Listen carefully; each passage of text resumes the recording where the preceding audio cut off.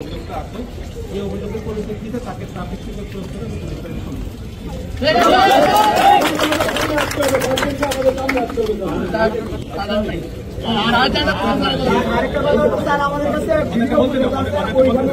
যারা লোক ছিল লাইট নিয়ে আসছে ভিডিও ফুটেজ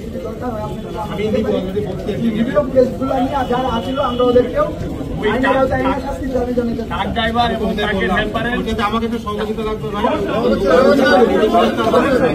কথা বলবেন ট্রাক ড্রাইভার এবং হেল্পারকে ওনারা আইনের আওতায় আনবে এবং ট্রাফিককে ওই এর দায়িত্বে চলে দিয়ে ওনাকে ক্লোজ করে পুলিশ লাইনে দিয়ে দিবে। তোমাদের আপত্তি ছিল, তোমাদের যে দাবি ছিল উনি আমাদের পক্ষ থেকে ঠিক আছে সর্বোচ্চ ভাবে ভিডিও ফুটেজ তো তোমাদের কাছে আছে, এটা একটু আমাদের ওসি সদস্য দিয়ে দিও এবং পিআই মাহবুব আছে ট্রাফিক অ্যাডমিন দিও, ওনার কাছে দিয়ে দিও। উনিরা আবার ওসি সদর আবার বিভিন্ন জায়গাতে শহরের যে ক্যামেরাগুলো আছে পাবলিক ক্যামেরা যেগুলো বিভিন্ন দোকান পাবে ওখান থেকেও ভিডিও ফুটেজ উনি আমাদের অভিযোগের ব্যাপারে যথেষ্ট আন্তরিক এবং তাৎক্ষণিক ব্যবস্থা নিয়েছে।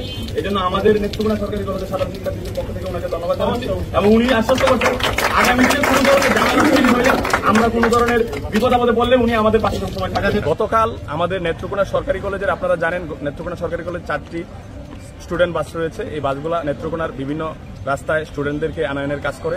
গতকালকে কলেজ শেষ হওয়ার পর কলেজ থেকে বাহাত্তার উদ্দেশ্যে স্টুডেন্টদেরকে নিয়ে যাওয়ার সময় রাজুর বাজার নামক এলাকায় যখন যানজটের সৃষ্টি হয় তখন একটি ঘাতক ট্রাক আমাদের কলেজ বাসে এসে চাপা দেওয়ার পরে আমাদের স্টুডেন্টরা যখন প্রতিবাদ করতে যায় তখন ট্রাক ড্রাইভার এবং হেল্পার আমাদের স্টুডেন্টদেরকে দেশীয় অস্ত্রশস্ত্র নিয়ে আঘাত করতে আসে।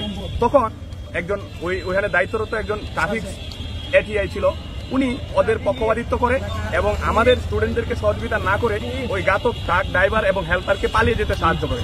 এর প্রতিবাদে আমরা স্মারকলিপি দিতে এসেছিলাম আজকে এসপি অফিসে পুলিশ সুপার মহোদয়ের কাছে। আমরা স্মারকলিপি দিয়েছি এবং আমাদের দাবির প্রেক্ষিতে ওই এটিআইকে ক্লোজ করা হয়েছে এবং ওই ট্রাক ড্রাইভার এবং হেল্পারদেরকে খুঁজে বের করে দৃষ্টান্তমূলক শাস্তির ব্যবস্থা করবেন বলে পুলিশ সুপার মহোদয় আশ্বস্ত করেছেন আমাদেরকে।